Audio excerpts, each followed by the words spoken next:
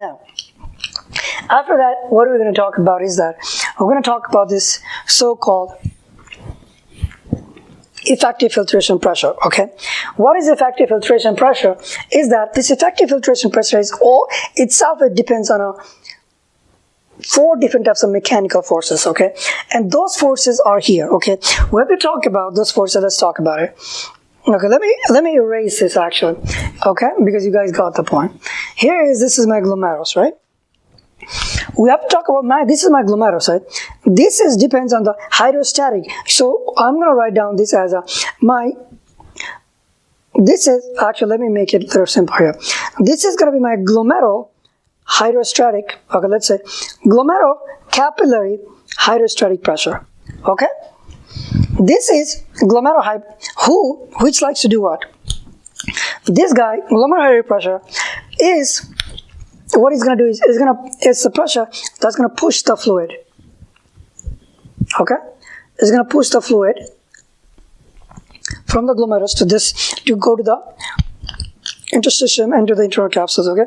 But this one is glomerular capillary hydrostatic pressure is pushing out the fluid out, but there's also another force there that is opposing these filtrations, okay? That is opposing these driving forces. And what is that? We call them as a glomerular capillary, okay, oncotic pressure, okay? This is oncotic pressure, and this is opposing the filtration, okay? These are 2 forces, okay? Now remember, these glomerular capillary oncotic pressures are maintained by the plasma protein. And what is that? And most importantly, it's albumin. Okay, this albumin protein is very, very important because that albumin protein is what is maintaining this glomerular capillary oncotic pressures. Okay, so and this albumin protein is produced by liver. Okay, and remember, albumin has these functions that it maintains the oncotic pressures, okay? And because of this oncotic pressure, what it does is it opposes the filtrations, so it holds the water, it holds those electrolytes, so it doesn't allow it to filter out, okay? But that's what everybody knows. But remember, albumin also has other functions, like albumin also play a role as a carrier protein. Like for instance, if you remember the bilirubin, okay, albumin is required to carry bilirubin, okay, some of the drugs too, okay? And even in for example, the transportations of like a copper, okay, as I said, bilirubin, okay, the albumins or even thyroxine like T3, the albumins are required there as a carrier, as a transporter, okay? So that's something that you should remember that as well, all right? Now anyways, so these are the forces, which is the glomerular capillary hydrostatic forces that is actually driving these forces here, okay? That wants to favor the filtrations, okay? And there is this glomerular capillary oncotic pressure, which is kind of opposing the filtrations, okay? That's what is happening. But there are also some forces down here, on the interstitium. Okay, what that does is, like down here, okay, the Bowman capsules, there are forces here. They favor and then they favor the filtrations, or there is also they oppose the filtrations. So one is that there's the same forces are applied here, and those forces are what? So we have to say Bowman. I'll say Bowman capsules, okay, and I'll say hydrostatic pressure here, okay. This Bowman capsule hydrostatic pressure down here, okay. What it does is opposes the filtrations right here, okay? And then there's also another force here, which is the Bowman capsule right here, okay? But this is oncotic pressure that favors the filtrations, okay? So there are these 4 forces, right? So now you have these 4 forces. So let's write it down here. Okay, one is called, okay, you have a glomerular capillary hydrostatic pressure, or there's a symbol, I'll just write on P, okay, and I'll just capillary hydrostatic pressure right here. And there's a glomerular capillary oncotic pressure, okay, and they use this as a pi capillary oncotic, or I'll just already said that glomerular, okay, and this is going to be this is oncotic capillary, okay, the capillary pressure, okay. Now we will talk about Bowman space, okay? Bowman capsules, okay? We says Bowman capsules hydrostatic pressure, okay? And we said Bowman capsules oncotic pressure, right? So with the Bowman capsule hydrostatic pressure, which is P, and with the Bowman capsule right here, with the, what is it, hydrostatic pressure, right? And this is glomerular capillaries right here. So this is going to be Bowman capsule.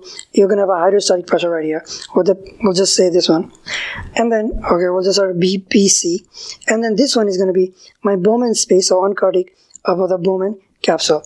Maybe let's just write it down like that. Okay? Now, this represent, okay, we'll just say glomerular capillaries. That should be good. And this should be glomerular capillaries. So these are the forces, right? So now, so what is the forces here in which the filtration is occurring? That's what we're talking about. You know, there is a number here. But the glomerular hydrostatic pressure, different books, different say, number can be varies, okay? Hall says about like 60 or something. Some books says like 45. Okay, but I'll just use 45 millimeters of mercury for me. Okay, and that's like about 45 millimeters of mercury. That is the forces here. Okay, so this is about 45 millimeters of mercury. Okay, and the oncotic pressure that is retaining on the glomerular capillaries, it's about, okay, it's about 25 millimeters of mercury pressures. Okay, and you have this one, which is a Bowman capsule hydrostatic pressures. Okay, that's about 10 millimeters of mercury. Okay, and then what about this oncotic pressures on the Bowman space? Oncotic is actually, zero. You know why? Because there's no protein there. Okay, there's no. So that's why this oncotic pressure is usually negligible. Okay, in healthy persons. Okay. Now, these are the forces that is driving filtration to occur, okay? So now, if I need to find out, okay, let's say if I need to find out what is the pressure in which these forces are going, that's how we have to figure out the effective filtration pressures or net filtration pressures or your pressures of ultrafiltrate, okay? These is, effective filtration is depend on these four things, okay? Four things. So now we're going to talk about what are the forces that is, okay, favoring the filtrations. We have to do. So net filtration is equal to, we'll do net filtration is equal to, okay, we'll write it down a little bit here, okay. So your net filtration pressure is equal to, what are the forces that is favoring the filtration? Your glomerular capillary hydrostatic pressure, so we'll say glomerular. So that's my hydrostatic pressure for the glomerular capillaries, right? Plus, which is favoring. Also this one, but that's zero, right? So we can just neglect that, or you can simply write down for our case. We'll write down Bowman capsules of, okay, we'll do oncotic pressure. So we'll do pi, okay, of the Bowman capsules, okay?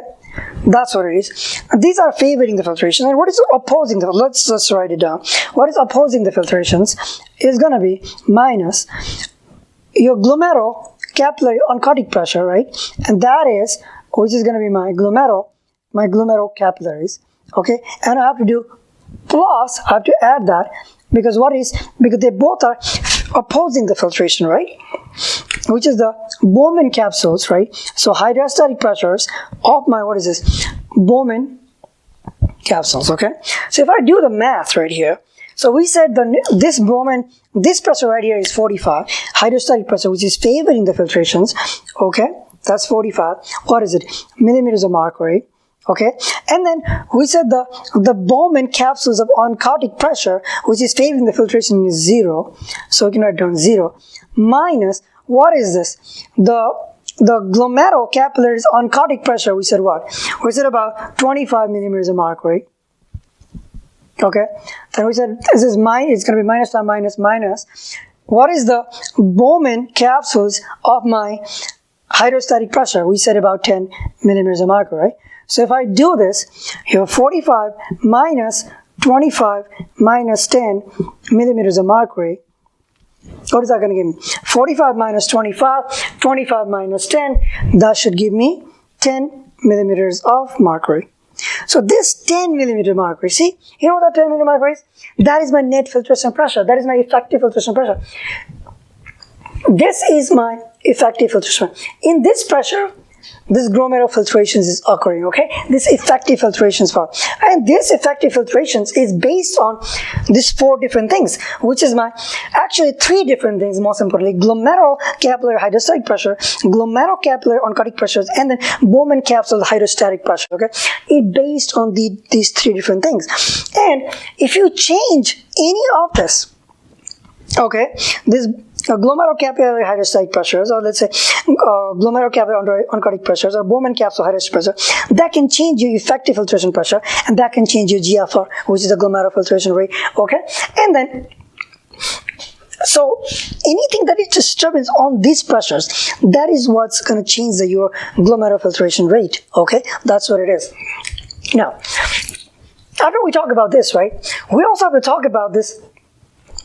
What are the things that can change the glomerular capillary hydrostatic pressure? What are the things that can change glomerular capillary oncotic pressures? And what are the things that can change Bowman capsules hydrostatic pressures? We'll talk about this, even this one too, okay? Now, we have to talk about it, but before we talk about this, there one concept that I do want to mention about this, guys, is that I have to talk about this when it comes to hydrostatic pressure, oncotic pressures, okay? If I bring this down here, okay, here's what happens is that the pressure, as this pressure is going up, okay, usually pressure is high. This is my hydrostatic pressure, like down here, okay? And when it comes afferent arterioles, because the afferent arterioles are smooth muscle cells, they're tonically constricted, okay? So because of what happens, the pressure dramatically goes down, like that, okay? And then it's gonna, and this is gonna be, this represented as my glomerular capillaries. You can think about it this way, okay?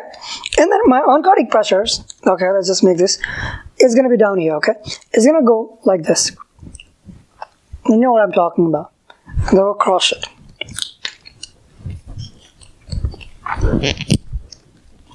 Okay, and then it's gonna come like this. Okay, look. You see what I mean right here? This is my pressure I'm talking about, okay? As you come down here, this pressure is high. Okay, the pressure is really high. So initially compound right here, when it comes to afferent arterioles, I'm representing as this one, okay? Down here, what happens is that my hydrostatic pressure is going to be very high, like this, okay? But as this pressure, as this fluid moves slowly to this direction and goes to afferent arterioles, what happens is that this hydrostatic pressure started going down, like this. It'll become like that, okay? So what happens is that as this comes to the afferent arterioles, hydrostatic pressures, okay, this glomerular it goes down. But what happens to my oncotic pressure? This is representing my oncotic pressure. It goes up. So as this coming this way, okay, this capillary, this fluid is coming, my hydrostatic pressure is coming down, but my oncotic pressure is going down, which means that the fluid that is coming out, it's concentrating those fluid, okay? So because of that, what happens? Because of hydrostatic pressure, lots of fluid is going to leak out, but at the same time, whatever fluid is left, that's going to get concentrated, okay? So when is it concentrated? It's going to go up right here like that. Okay, and this is going to be my negative anyways. We'll talk about that too. Okay, and that also represents as a reabsorption pressure. Okay, this is something that I wanted to mention it to you. Okay, and this phenomena is called, we can call them as a, okay, ultrafiltration pressure. Okay, I mean pressure is ultrafiltration pressure. That's what it means. All right. Now, what are the things we're going to talk about? What are the things that can change on this? Let's say, we'll talk about from this one. Glomerular capillary hydrostatic pressures, okay? Glomerular capillary hydrostatic pressure we talked about here, okay, this arrow. This can change every single day, and based on a lot of different things, okay? One other thing is that, what is the blood pressure here? What is the aortic pressure right here? Let me write it down here, okay? Number 1, right? Number 2 is, what is the renal pressure down here, okay? And then also, it can change also from this resistance they're providing from the afferent and efferent arterioles, okay? Resistance that's provided by the afferent and efferent arterioles. Because if you do vasodilations on this, or if you do constriction, it can change the GFR, and we'll talk about that too, okay? But now, one more thing is that not only it depends on this, but also there's some of the cells right here, which they're called the mesangial cells right here, okay? Like around down here. Those mesangial cells also play a role, okay? Sometimes what they can do is that they can actually affect GFR, but it's not as important as these forces, okay? But anyways, whenever there's a really high pressures, okay, what happens is that whenever there's a high blood pressure, let's say, whenever there's a high renal pressure, what happens is that hydrostatic pressure can go up really high, right? And then your hydrostatic pressure is what? Is equivalent to, let's just write it down. Okay, we'll just write it down like this. Your ZFR, okay, we'll write it down here. Your ZFR is equal to, okay, net filtration pressure, okay, net filtration pressure times your filtration coefficient, okay? And this net filtration pressure itself is dependent on what? Depends on your hydrostatic pressure, okay? Your Bowman capsule hydrostatic because it is favoring the filtration, okay? So it depends on my glomerular capillaries hydrostatic pressures, okay? That's what it is. So whenever there's a whenever there's a glomerular capillary hydrostatic pressure goes up, your net filtration pressure goes up. Whenever the net filtration pressure goes up, your GFR goes up. Okay, glomerular filtration rate goes up. Okay, that's something that I wanted to emphasize on. And based on the aortic pressure, okay, based on the aortic pressure, based on renal pressure, or based on the resistance, okay, on these arterioles. And remember, as I said, this is on series circuit right now. Okay. But I'm just talking one nephron. But if you talk all the nephrons, then it will be in the parallel circuit, okay? And because of that, your GFR can slightly varies from each nephrons, okay? But anyways, but now, if we talk about this, if we're talking about this resistance by providing these forces, right? So let's make this as my blood vessels, and we'll just say this is going to be my. I'll just make this a different resistor point, okay? That we can say this is afferent arteriole, which is the R1 right here. Okay, this is R1, and then let's just make this as a efferent arteriole, which is the R2. Okay, we'll make that. If I construct anywhere in here, okay, so let's just make this as this area right here. If I do, we'll talk about this, okay? If I do, let's say, I'll do a couple of things. I'll do afferent arteriole, let's say, this afferent arteriole, if I dilate it, okay, what is going to happen to my GFR? We have to talk about that. Okay, if I dilate my GFR, sorry, if I dilate my afferent, what is going to happen to my renal blood flow? Okay, so let's just write down renal blood flow. Okay, actually, let's do this properly. We'll talk about what is going to happen to the renal blood flow. Okay, we'll just do a couple of things. Okay, so we'll talk about what is going to happen to renal blood flow. Okay, then we'll say what is going to happen to my renal plasma flow. Okay, then what's going to happen to this hydrostatic pressures of the glomerular capillaries. Okay, and then we'll talk about the glomerular filtration, what's going to happen to my glomerular filtration rate. And then we also have to do this something called filtration fraction, which is FF. And what is filtration fraction? We have to talk about that. I'll talk about that. Actually, let me just talk about the filtration fraction. Actually, when I'm doing this, I'll talk about this. Okay, so let's say I am talking about what are the things that can change the hydrostatic pressure, right? We're talking about this one. Let's say if I give afferent arterioles, okay? And what are the things that can dilate this? Okay, dilate afferent arterioles. Like for instance, prostaglandins, like PG, you have a prostaglandins, okay? Like PZ, I2, and PZ, E2, number 1, right? What else? Nitric oxide can vasodilate, right? Nitric oxide, prostaglandins, okay? Any sort of like endothelin derived or hyperpolarizing factors, okay? Like H2O2, okay? Prostaglandins, PGE2, nitric oxides, H2O2, okay? And even like, some of the hormones, for example, like you have a atrial natriuretic peptide, ANP or BNP, okay? They have receptors there. What they can do is they can do vasodilations, okay? So the afferent arterioles, when it vasodilates, what's going to happen to the blood flow that is coming here? If you increase the resistance, look, if you vasodilate, what is the resistance? Okay, let's just try. Resistance is equal to what? Remember, if you remember the equations, by this Poiseuille equations, he said resistance equal to, you have a delta P, right? Then you have a pi to the radius 4 and 8NL, right? Which means viscosity and the length, right? So this is R means resistance, right? So whenever you increase the radius, what happens to the resistance? Sorry. No, that's not the correct equations. The resistance is equal to, this is 8NL and then pi R4, that's what it is. So whenever you increase the radius, you decrease the resistance. That's what I'm talking about, okay?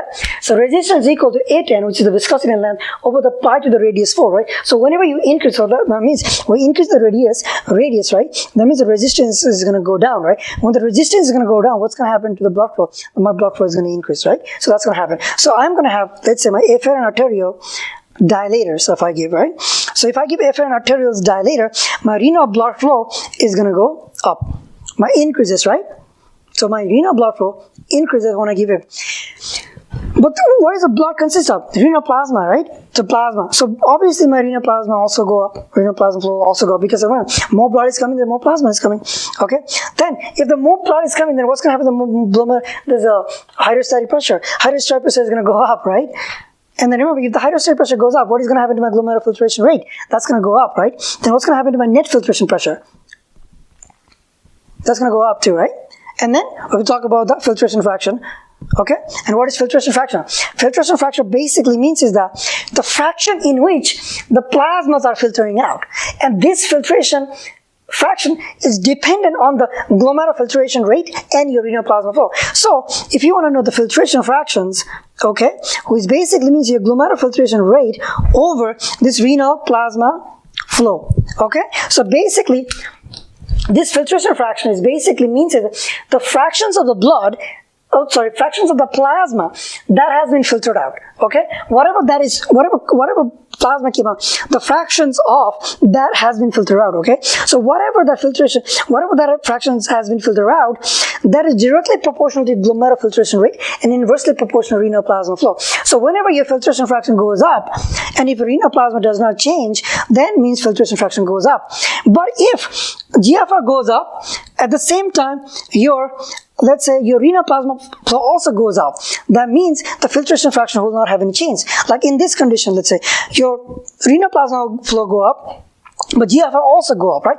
Because there is a changes in both are going up, that means the filtration fraction will remain the same. There will be no change. Okay, let me say this again. Whenever there is a filtration fraction directly proportional to GFR, okay, filtration fraction basically means the fractions in which the plasmas are filtering out, okay, that's what it means, the fraction in which this plasma has been filtering out, right? Now, the most important thing is that if you think about this way, that whenever you give afferent arterioles dilator, okay, this afferent arterioles is bringing the blood in, okay, and the blood contain a lot of, if it's a higher, if it's an increase in blood, that means it's also going to have an increase in plasma. Because of that, there will be an increase in hydrostatic pressures, okay. But they have an increase in both GFR and renal plasma flow. Because of that, filtration fraction does not change, okay. And usually these filtration fractions are mainly dependent on the glomerocapillary oncotic pressures, and we'll talk about that too. This glomerocapillary oncotic pressure, we'll talk about that and this usually depends on your filtration fractions and also the plasma protein. We'll talk about that, okay? But anyways, I just wanted to quickly mention what filtration fraction means, okay? Now, after that, let's say if I give afferent arteriole constrictor, okay, what is going to happen to my renal blood flow? If I constrict this part, my renal blood flow will go down. Correct? Now what is going to happen to renal plasma flow? If I constrict, my renal plasma flow will also go down. Correct? Because I've constricted, right? What is going to happen to my hydrostatic pressure on here? The capillary, that's going to go down. And the capillary hydrostatic pressure is directly proportional to your net filtration pressure. That net filtration will go down, and net filtration is directly proportional to GFR. GFR will go down, and your filtration fraction, again, you divide because there's a both decrease in renal plasma flow and your GFR, so filtration fraction will remain same or no change. That's what's going to happen. Okay, whenever we give let's say afferent arterioles and afferent constrictor. And what are those afferent constrictors? We didn't mention that. Usually here they have those beta-1 adrenergic receptor. Remember, this is afferent arterioles. They have the smooth muscle cells. Remember those smooth muscle cells are called pericytes or granular cells or juxtaglomerular cells, okay? These one are juxtaglomerular cells. And they have these LASIK cells down here, which is also called extramesangial cells. And this black here, your macula densa right here, okay? Listen, this whole thing is a juxtaglomerular apparatus, okay?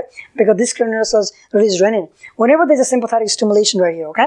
When it's sympathetic stimulation, that's going to constrict it, okay? When you constrict this, that means resistance. What happens to radius? Radius will go down, which means what happens to resistance will go up, right? So in that case, what is going to happen to GFR? GFR will decrease. So as a colloidal, the hydrostatic pressure will also decrease, okay? That's something that I have to mention about it. Whenever I talk about something, I do want to mention something about this prostaglandins though. You know your kidney produces prostaglandins, right? But people who have a kidney failures, okay, or let's say people who have like hypertensions, okay, or any condition where you have a increased amount of epinephrine or norepinephrine that are actually circulating in your systems, then it's really important that you do not take any sort of NSAID medication. Like for instance, you should not be taking like ibuprofen or something, okay? Because what happens is that ibuprofen, what it does is that it suppresses the release of prostaglandins, and prostaglandins are vasodilators. Like for example, if you're exercising a lot too, okay, if you exercise, you should not be, because whenever you exercise, what happens is that there's a lot of prostaglandins that are secreted, and those prostaglandins do vasodilations. That's why more blood is going to come. Okay, that's what it happens. But usually it doesn't go to the kidney, it goes to the skeletal muscles. But I'm just giving you an example. It's just that whenever you vasodilate, that means that the blood flow is going to increase, okay? That's what it is. So whenever there's a lot of this epinephrine or norepinephrine, because they work with the beta-1 receptors here and they do constrictions, okay? Or even like some other things like endothelin, okay? Or even thromboxane, okay? Even angiotensin is the number 2, okay? Angiotensins are more powerful on the afferent arterioles, but we'll talk about that. So in that case, these are the things you get to see, okay? And this is how they can alter the hydrostatic pressures, okay? The capillary hydrostatic pressures, okay? They are usually by changing on the blood vessels, on the vasculatures of afferent arterioles. And now we have to talk about what if we do afferent arterioles. And also one more thing that I do want to mention is, you know, this hydrostatic pressures of the 45 millimeters mercury, it is maintained by the pressure gradients from what is coming from your aorta and the renal artery, but also because this pressure is because your kidneys is unique, because from the afferent arteriole it becomes your glomerulocapillaries and it becomes your efferent arterioles, right? And efferent arterioles is like, they are like smooth muscle cells, right? And these are semi-constricted. And if you compare this efferent arterioles with the afferent arterioles, these efferent arterioles are like slightly smaller, or you can say like narrower, okay? Because of that, also that contributes of having the higher pressure, okay? Now, after that, let's talk about what is going to happen if I do efferent arteriole dilator, okay? So if I do efferent arteriole, let's say, if I dilate this, okay? And if I dilate this, okay, what is going to happen to my renal blood flow? Whatever coming down here, if I dilate it, the blood flow is going to what? If I dilate this one, right? If I dilate this, the blood flow is going to like increase, right? That's what is going to happen. So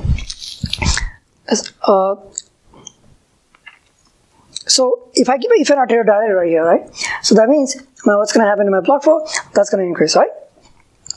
What is going to happen to my renal plasma flow? That's also going to increase, correct? Now, what is going to happen to my hydrostatic pressure though? If I increase the efferent arteriole dilator, right? It's going to, my hydrostatic pressure, because if you decrease it, if you make more sizes, that means more fluid can go past much more faster, right? So in that case, what happens is that my glomerulocapillary pressures will go down, right? So as my GFR and my net filtration pressure will also go down, okay? That's what's going to happen if I give my afferent arteriole dilator, okay?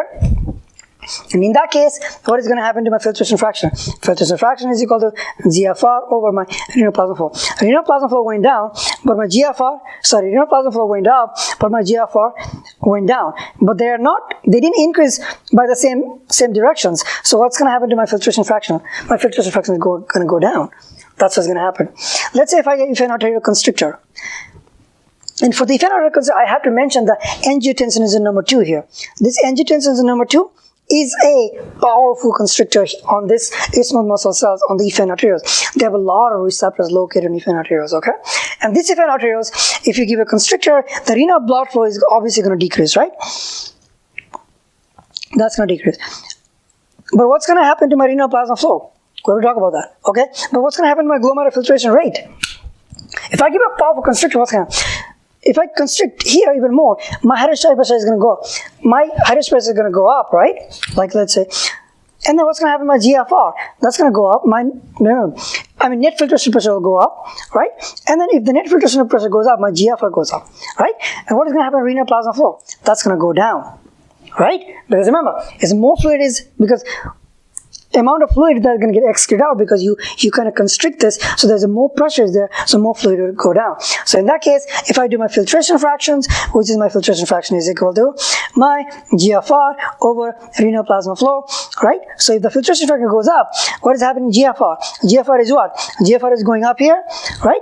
And renal plasma flow is going down. So in this case, GFR will go up. That's what's going to happen. So my filtration fraction, whenever there's efferent arterial constrictor, that will go up. That is what it is. That's what happened. And you should remember this, guys. Like you should know these arrows, because there are going to be a lot of questions that could be asked in step 1 or in your medical school classes, okay, in exams with these added type of questions, all right? So this is something that you have to talk about. But remember, so far we have been talking about the glomerular hydrostatic pressure. But remember, guys, whenever we talk about these pressures, and we always talk about the glomerular hydrostatic pressure really well, but remember, we also have to talk one more starting forces, which is in the peritubular capillaries. We have to talk about that. What happens if there is an increase in filtration fractions? What's going to happen to my peritubular capillaries? We have to kind of like compare and contrast that too, okay? And we'll talk about that too. But before when we get that, we just talked about the hydrostatic pressures on the glomerular capillary. But now we talk about the glomerular capillary's oncotic pressure. What are the forces that can change the glomerular capillary oncotic pressure? That's what we talk about now. As I said, glomerular capillary oncotic pressures are usually dependent on 2 things. One is the filtration fractions. We talked about that. Other one is the plasma protein. Remember, the albumin level. Like that's usually exert these colloidal osmotic pressures. And do you remember what is the normal albumin level? It's about 3.5 to 5.5 gram per deciliter. That's usually about normal your albumin level, okay? If you have a low albumin, okay, that means you're not going to have a lot of plasma proteins, and they're not going to collide osmotic pressures. So if you don't have a lot of plasma protein here, usually it's about what? Let's say 25, okay? And then usually it's below, let's say it's 2.0. That's in your plasma protein. That means if this plasma protein is low, then what's going to happen to my, let's say, what is going to happen to this guy right here? The glomerular capillary hydrostatic pressure. That's going to go up, right? That's going to go. I mean, look, this number would not change, but more fluid will leak out. My net filtration pressure will go up. For instance, this is glomerular capillary oncotic pressure is 25. Let's make this as 10 because there's less plasma protein. If that's the case, then let's do this. This 45, right? And you want to do like 10 plus, like, what is this? Here's 10, 20. Right? So we do, this is my opposing pressure, which is 20. What is that going to give me? That's like 25 net filtration pressure. Okay, that means my GFR, my glomerular filtration rate is high. Correct? And remember, glomerular filtration rate is very, very important. The reason why is that based on the glomerular filtration rate, okay, it tells us about the functions of the kidney, okay? That's why in your clinical case, in hospitals, we look at the glomerular filtration rate, okay? We look at to evaluate the kidney functions, okay? Whether the kidney is abnormal or normal. It's really important that, because usually this glomerular filtration rate is forming the urine, okay? And you need to form the urine because through the urine, a lot of these metabolic waste or drugs, okay, they get excreted out. They don't get accumulated in your systems, okay? That's the reason why you need to form a urine, okay? So that's the reason why glomerular filtration rate is very important to evaluate kidney functions, okay?